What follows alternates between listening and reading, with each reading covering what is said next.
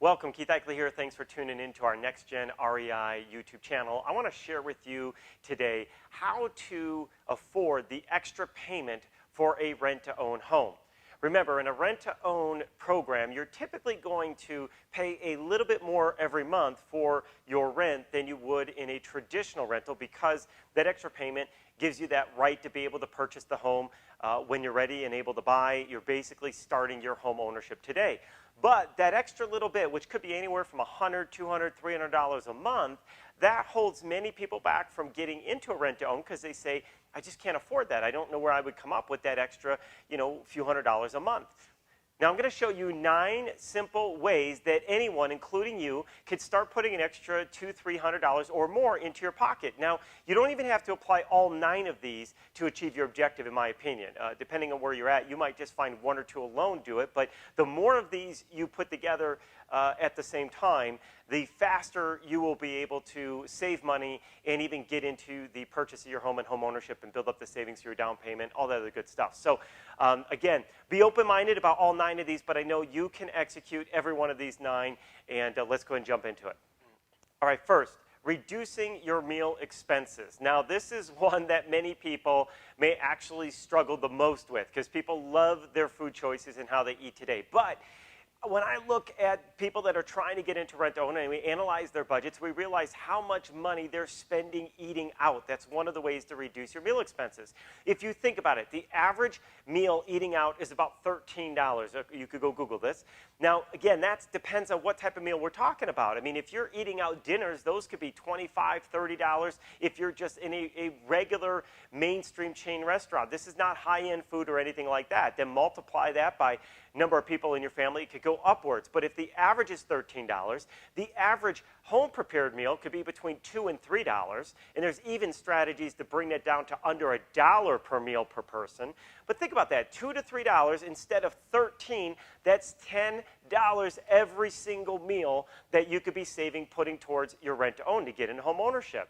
They also say on average people eat out about 6 times per week. So that'd be $60 a week just by shifting how you spend your money eating out. $60 a week times 4 weeks, that's over $200 a month right there. Now, some people are spending $25 or $30 a week just on Starbucks alone for their coffee. They're spending $5 or $6 a cup 4 to 5, 6 times a week. If you just cut that out alone, you now can get into rent-to-own programs because you've freed up the cash flow to make it happen. Now, it's not just about moving from eating out to eating home, but even when you're eating in, there are ways you can reduce your expenses. You can buy in bulk. You can eliminate bottled water and move to filtered water off of your faucets. So there are things that you can do to reduce your meal expenses. So that's the first way. Entertainment and subscriptions. Now, one way to free up extra money for your rent-to-own is to look at how you are using your discretionary income today. What are you spending your money on that you don't need to be? Are you going out to events or to bars or to clubs or to games and sports? Now, obviously, with the pandemic, many people have probably been able to reduce some of those expenses, but as they come back, you're going to have this urge to want to go out and have all this fun. Don't be spending your money on those things in place of getting into home ownership. Find ways to make trade-offs. And if this is a spot you need to do it, certainly entertainment is one space to do it.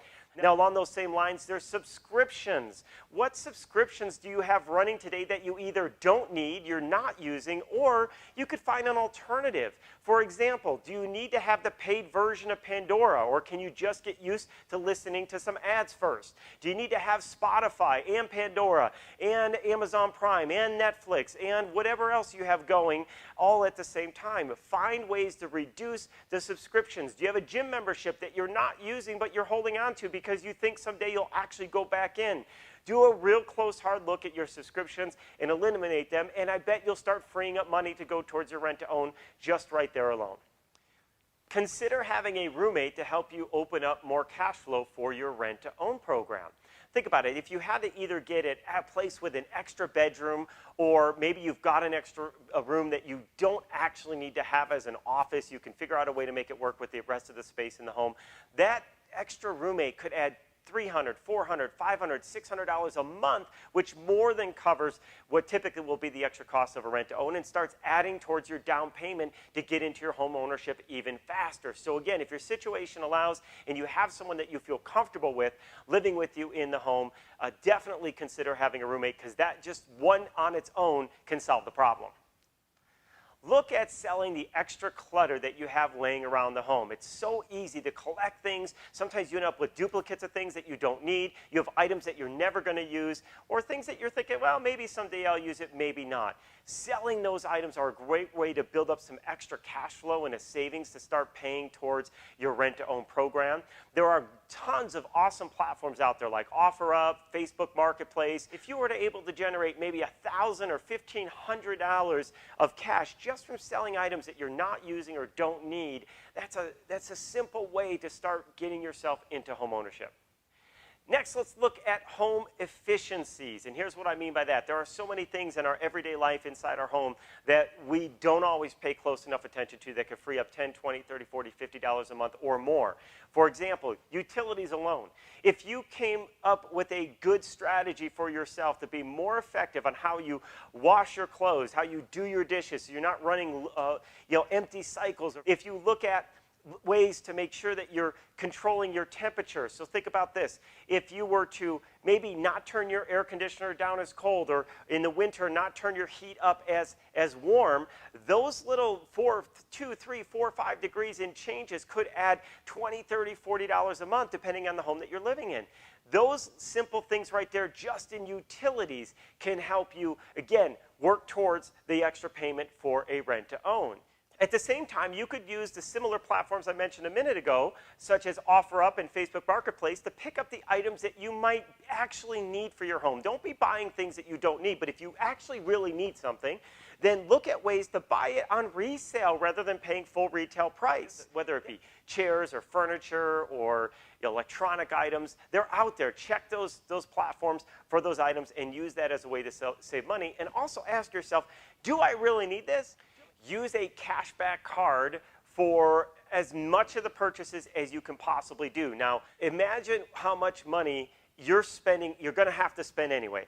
If you think about your gas for your car, your groceries, if you do need to buy things on retail, online, maybe you can make certain things like your auto insurance payments, whatever you can use on a credit card, that can add up really quick to help to contribute to those extra rent-to-own payments. So here's an example. If you were to spend $1,000 a month in your basic necessities, again, utilities, your cable bill, food, rent, gas, etc., and it's $1,000 a month over the course of a year, and you have a 2% cashback card, that's going to put $240 extra in your pocket. So that's either 1 or 2 months of a rent-to-own covered right there every year, just by doing nothing different than you already have to do anyway. You're just doing it smarter.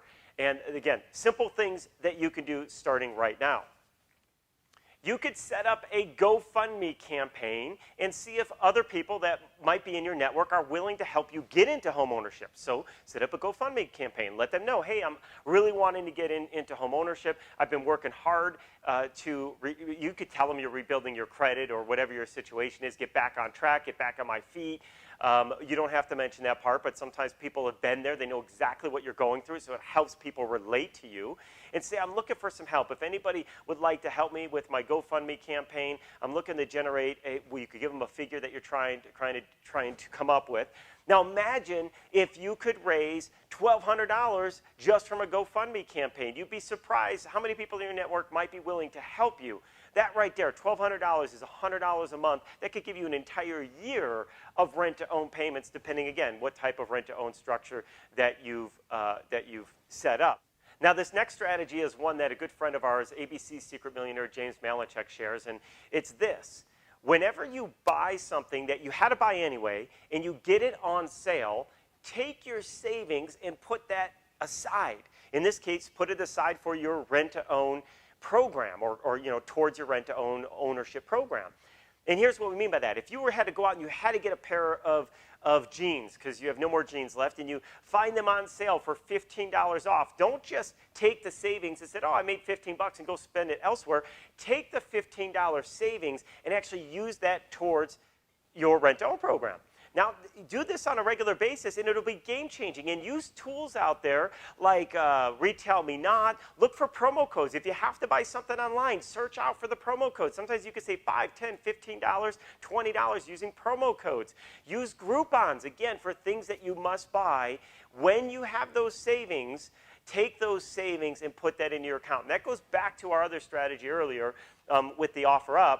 If you're buying items, even on OfferUp or Facebook, and you know that these things normally are like $40, but because you're buying it on resale, you're getting it for 20 bucks. Take that 20 and set it aside.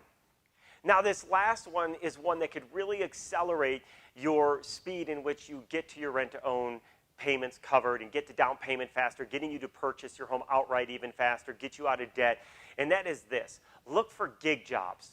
Look for little things that you can do that can add extra income on a regular basis. Even once a month, 1 or 2 gig jobs a month can make the difference. And let me explain to you what I mean by a gig job. It could be anything that can produce a very, very short kind of like an independent contractor type job. Maybe you have certain skill sets. There are platforms out there like Upwork and Fiverr, and look those up. Those are things where maybe people need help creating PowerPoint presentations, and you're really good at PowerPoint, or they need help transcribing videos, or they need somebody who can make calls for them. So it's kind of a telemarketing for a few hours a week. Or look at driving Uber. You know, Uber, if you drove 10 hours for Uber, if you average $15 an hour, there's 150 bucks. Imagine 10 hours a month could get you into a rent-to-own. These are all gig jobs, little odd jobs. Maybe you could babysit. Maybe you're handy, and you could go, help a few people that need help installing, blinds, or they need help, fixing clogged toilets. These are things that you can do that put short-term cash, quick cash into your pocket and can help you get into home ownership. Now, I just shared with you 9 simple strategies that anyone, including you, can do so that you can afford the additional cost of rent-to-own payments.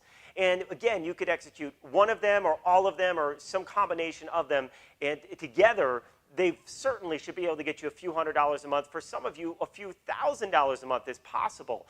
Now, we also have a video that shows you how to get the down payment for a rent-to-own, so check that out. And if you love the idea of getting in the rent-to-own and you want to leverage one of the best ways to buy a house, even over buying traditionally, make sure you pick up our free book that we've got for you down below, The Right Way to Rent-to-Own Homes. Once you understand all the concepts, all the terms, how to structure your contracts, how to protect yourself from the seller kind of selling the property out from under you, you will be so well equipped to get into home ownership, you will not wait to get started.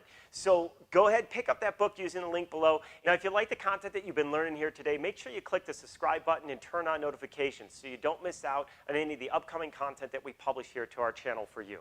Thanks for joining here today. Be sure to check out some of our other training videos on rent-to-own fundamentals and secrets.